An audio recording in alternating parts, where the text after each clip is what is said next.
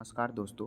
आज के इस वीडियो में हम डिस्कस करने वाले नीट 2023 के क्वेश्चंस पेपर को, जो कि रियल क्वेश्चंस पेपर आपको यहाँ पे दिख रहा है। ठीक है, इस वीडियोस के इंटरनली हम फिजिक्स के क्वेश्चंस को कवर करने वाले हैं। जैसे कि टोटली अगर देखा जाए तो फिजिक्स के दो सेक्शंस पे क्वेश्चन आता है, एक सेक्शन ए का और सेक्शन बी का। ठीक है, सेक्शन ए से टोटल 1 से 35 तक क्वेश्चन आते हैं, मतलब 35 क्वेश्चन हो गए।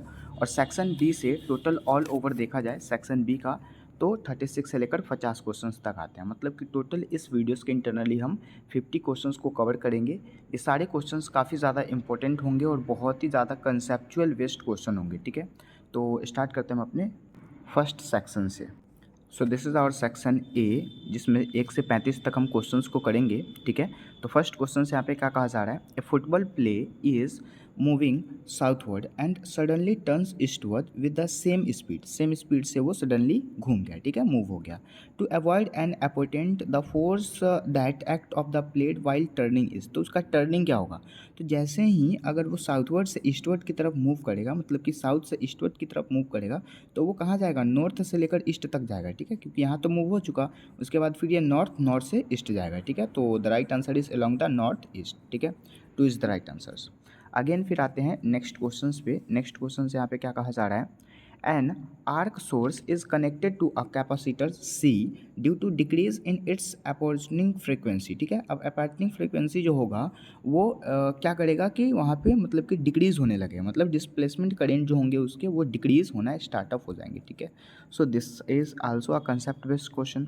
अगेन फिर नेक्स्ट क्वेश्चन देखते हैं, the half life of a radio active substance is 20 meter. ठीक है, मतलब कि यहाँ पे 20 मिनट बताया गया half life radio active substance के। ठीक है, 20 minute. And in how much time the activity of substance drop is 1/6 of the initial value. अब उसके इनिशियल वैल्यू जब आप निकालेंगे, ठीक है, तो 20 × 4 कर लेंगे, क्योंकि यहाँ पे 16 के स्क्वायर जब मतलब रूट निकालेंगे आप तो 4 आएगा, और 4 से हम 20 में मल्टीप्लाई करेंगे तो 80 मिनट आपका फाइंड होगा, जो कि एक फार्मूला बेस्ड क्वेश्चन है। ठीक है, आगे आते हैं फिर नेक्स्ट क्वेश्चन पे।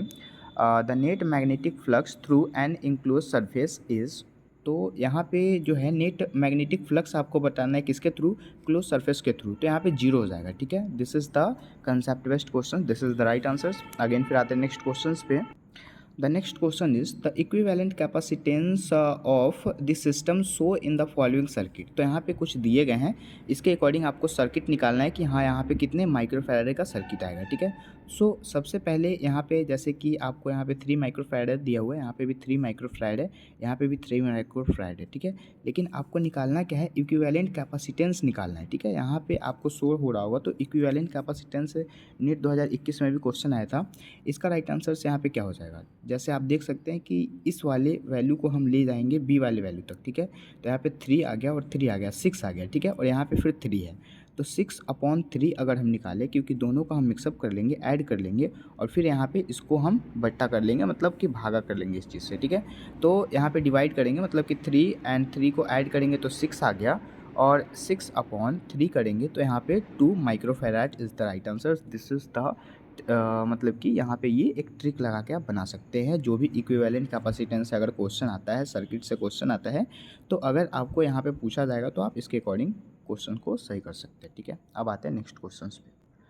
The next question is the ratio of frequencies of fundamental harmonic produced by an open pipe to that of closed pipe having the same length। ठीक है, तो यहाँ पे सेम लेंथ आपको बताना है। This is the right answer 2:1। ठीक है, अगेन फिर नेक्स्ट क्वेश्चन है, in hydrogen spectrum the shortest wavelength in the Balmer series is pi. ठीक है, यहाँ पे बाल्मर सीरीज जो होगा शॉर्टेस्ट का वो पाई हो जाएगा। ठीक है, अगेन फिर सॉरी पाई नहीं, लेमडा। अगेन फिर क्या कहा जा रहा है, the shortest wavelength in the Brackett series. अब उसी का ब्रैकेट सीरीज आपको बता देना है, तो आपको पता ही होता है कि यहाँ पे जो बाल्मर सीरीज होते हैं उसके 4 गुना क्या होता है, ब्रैकेट सीरीज होता है, तो यहाँ पे 4 लेमडा हो जाएगा। This is the right answer. ठीक है, अगेन फिर नेक्स्ट क्वेश्चन है, ए 12 volt 12V and 60 watt lamp is connected to the secondary of the step down transformer and whose primary is connected to AC means of 22 मतलब कि 220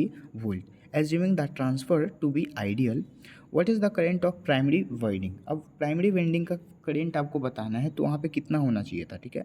तो ये भी एक फार्मूला बेस्ड क्वेश्चन है जिसको आप सॉल्व करेंगे तो आपका राइट आंसर 0.27 ये आएगा, ठीक है। यहाँ पे फार्मूला बताना इतना पॉसिबल नहीं है, ठीक है। तो आप मिलते हैं फिर अगले क्वेश्चंस पे। यहाँ पे फिर क्या है, the magnitude and directions of the current in the following circuit.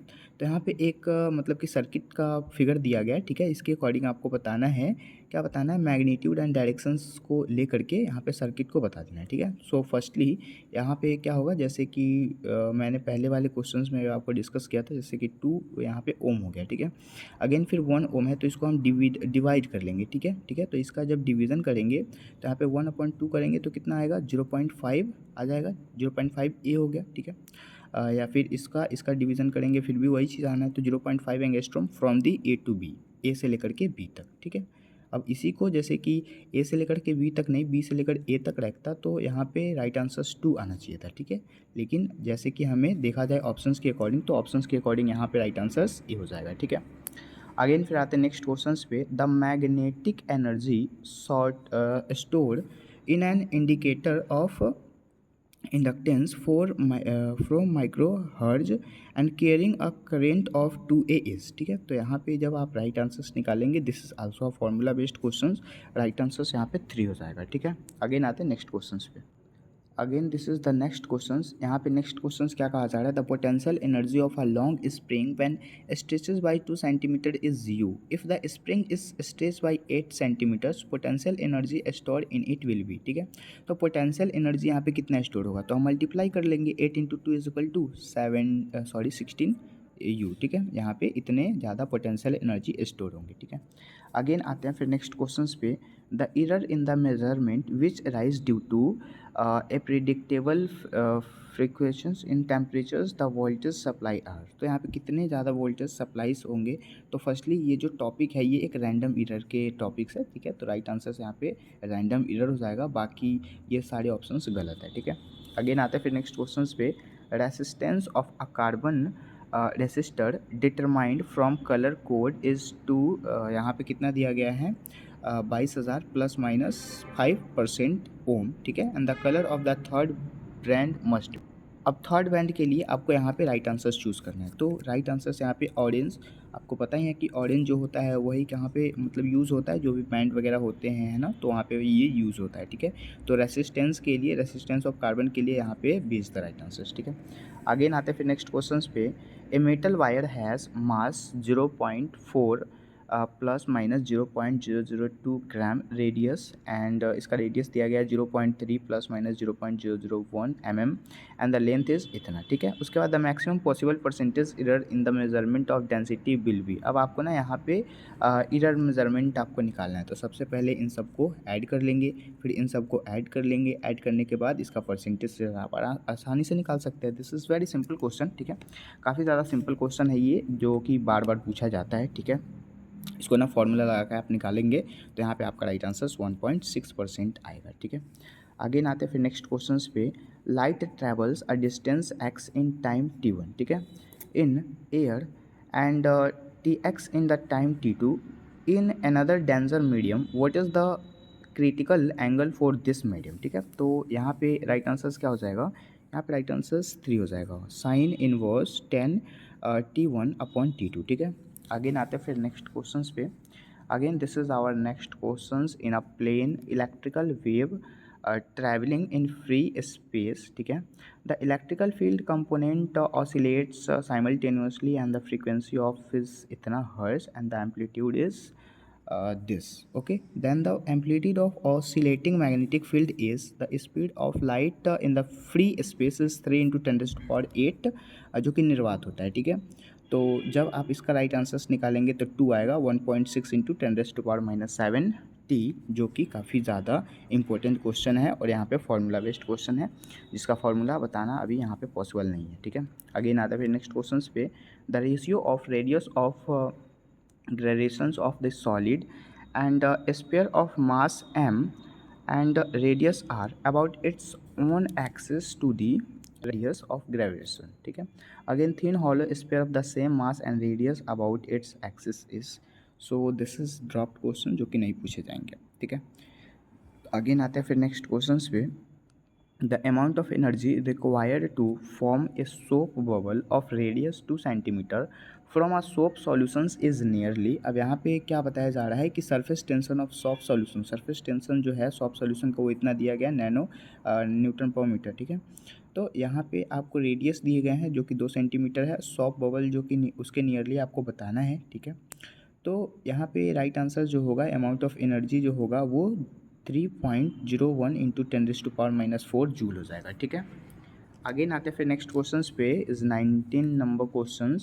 In a series LCR circuit the inductance L is 10 mH, capacitance C is 1 microfarad and resistance R is 100 micro ohm, ठीक है।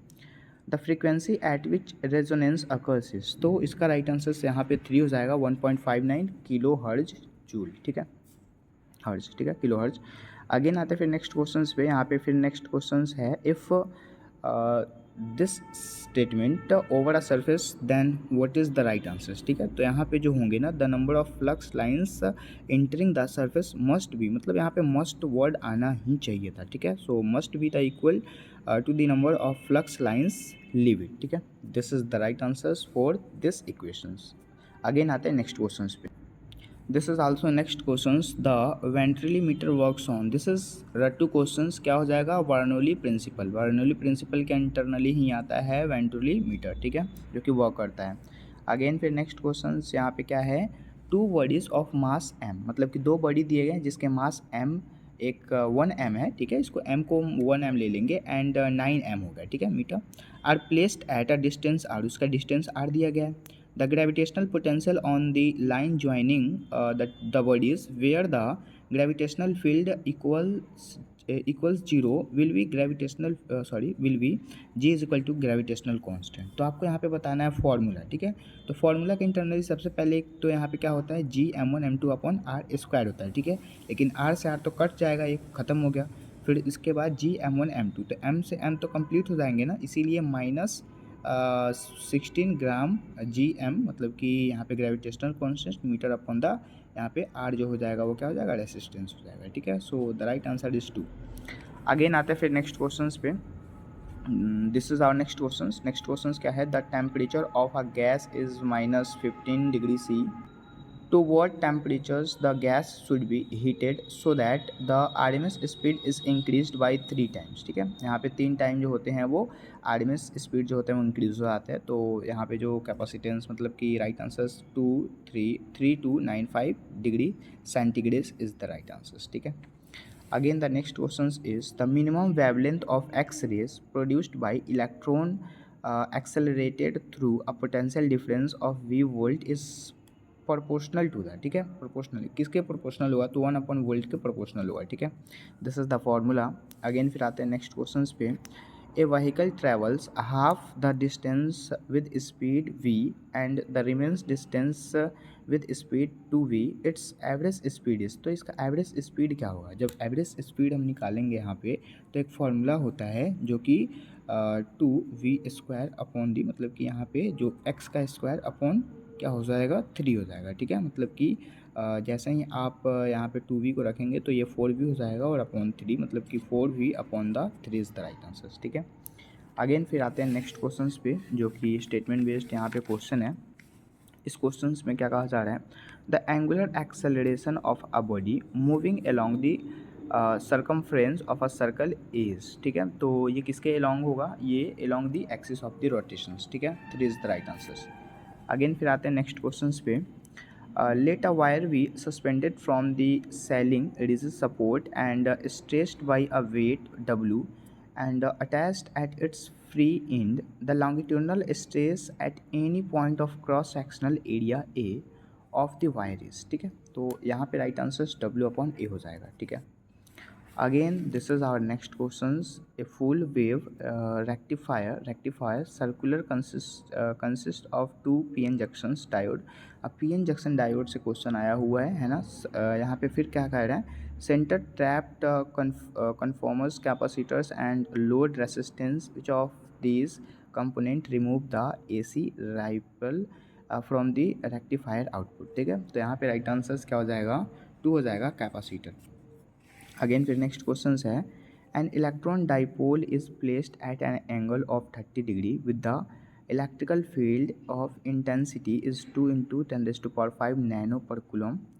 It experience a torque equal to the 4 nanometer and calculate the magnitude of charge on the dipole if the dipole length is 2 centimetre, ठीक है।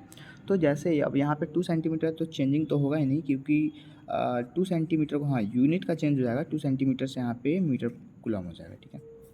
Again the next and last question, a Carnot engine has an efficiency of 50% when its source is at a temperature 3 to 7 degree centigrade the temperature of the sink. तो यहाँ पे sink का temperature जब आप कितने में से घटाएंगे, 3 सॉरी, यहाँ पे एक फार्मूला होता है जिसके इंटरनली हम 50% घटा लेंगे तो 27 coulomb is the right answer. Again, this is our next questions. For young double slit experiment, 2 statement are given below, ठीक है। यहाँ पे 2 स्टेटमेंट दिए गए हैं, जैसे स्टेटमेंट फर्स्ट क्या कह रहा है, if screen is move away from the plane of slide angular separation of the finger remains constant. तो ये बिल्कुल ही सही ऑप्शंस कही जा रही है, ठीक है। दूसरा फिर हम देखेंगे स्टेटमेंट सेकंड में, if the monochromatic source is replace by another monochromatic surface is large wavelength, ठीक है, ठीक है, सही बात है। उसके बाद फिर क्या कह रहे हैं, the angular separation is फ्रिंग decreases, नहीं, यहाँ डिक्रीज नहीं होगा, इंक्रीज होना चाहिए था, तो ये ऑप्शन गलत हो गया, मतलब कि the first statement is correct but second statement is incorrect. Again आते हैं फिर नेक्स्ट क्वेश्चंस पे। अब यहाँ पे नेक्स्ट क्वेश्चंस क्या है, द वर्क फंक्शंस ऑफ, यहाँ पे सीजियम दिया गया है, पोटेशियम दिया गया है, सोडियम दिया गया है, ठीक है, जिसका मतलब कि रिस्पेक्टिवली करके इसके इलेक्ट्रॉन वोल्ट दिए गए, ठीक है। अगेन फिर, if incident electromagnetic radiation has a incident energy इतना electron volt, what is this, the photosynthetic surface में इमिट फोटो इलेक्ट्रॉन्स, ठीक है। तो यहाँ पे सीजियम का सबसे ज़्यादा यहाँ पे दिख रहा है, क्योंकि आप देख सकते हैं कि 2.17 electron volt, 2.30 electron volt and 2.75 electron volt, जो कि सोडियम का हो गया, ठीक है। अब यहाँ पे इंसिडेंट जब आप निकालेंगे तो सबसे कम किसका हो जाएगा, यहाँ पे सोडियम का हो जाएगा, ठीक है, सबसे ज़्यादा यहाँ पे सीजियम का हो जाएगा। तो राइट आंसर जो है वो क्या हो जाएगा, सीजियम, ठीक है। आगे आते हैं फिर नेक्स्ट क्वेश्चन पे। The next question is given below the 2 statement, 2 statement दिए गए हैं, जैसे कि फर्स्ट स्टेटमेंट आपको यहाँ पे कहा जा रहा है, photovoltaic device can convert optimal radiation into circuit electricity, सही बात है। स्टेटमेंट सेकंड में, जेनर डायोड जो होता है, Zener diode is design to operate under reserve bias in breakdown resistance, ठीक है। तो यहाँ पे राइट आंसर्स ये भी बिल्कुल सही है, दोनों के दोनों एनसीईआरटी के लाइन है, बोथ स्टेटमेंट आर करेक्ट। यहाँ पे राइट आंसर फोर्थ हो जाएगा, both statement first and second are correct, ठीक है। अगेन आते हैं नेक्स्ट क्वेश्चन पे, if the galvanometer G does not show any deflections in the circuit, so the value of R is given by. तो R का आपको value बताना है, मतलब कि इसका वैल्यू आपको बताना है, ठीक है। तो आप 10 यहाँ पे देख रहे हैं, ठीक है। अब इस वाले बीच को हम नहीं ले सकते, बीच वाले को इसलिए नहीं ले सकते, सबसे पहले 10 and 2 को लेंगे, तो 10 and 2 का जब हम मतलब कि यहाँ पे गुना करेंगे, मल्टीप्लाई करेंगे, तो 20 आ जाएगा, ठीक है।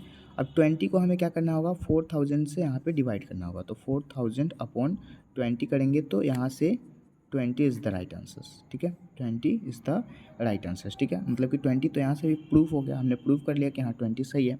उसके बाद फिर अब हम क्या करेंगे, जैसे कि 20 आया हुआ है, ठीक है, सो 400 को यहाँ पे हम देखेंगे, और फिर 400 का जब डिवीज़न होगा मल्टीप्लाई करके, तो यहाँ पे 100 ओम इज़ द राइट आंसर, ठीक है। क्योंकि यहाँ पे फॉर्मूला क्या होता है, 1/2 × 2π3, ठीक है। अगेन फिर नेक्स्ट क्वेश्चन है, a bullet is fired from the gun at a speed of 280 metre per second, what is the direction, मतलब कि यहाँ पे डायरेक्शन 30 डिग्री दिया है above the horizontal, the maximum height attend by the bullet. तो आपको मतलब कि बुलेट का मैक्सिमम हाइट बताना है। तो यहाँ पे जब जी का मान दिया गया और साइन 30 डिग्री का मान 0.5 दिया गया, ठीक है। उसके अकॉर्डिंग जब आप फॉर्मूले लगाएंगे तो फॉर्मूलेस के इंटरनली क्या आता है, जैसे कि 30 डिग्री का मान और साइन 30 डिग्री का मान, तो 10 का तो हम मान नहीं ले सकते, क्योंकि हमें साइन का दिया गया, तो साइन को ही हम लेंगे, ठीक है। तो यहाँ राइट आंसर 100 मीटर आ जाएगा, ठीक है। So this is the all questions. I hope सारे के सारे क्वेश्चंस आपको समझ में आए होंगे। तो मिलता है अगले वीडियोज़ में, तब तक के लिए थैंक यू।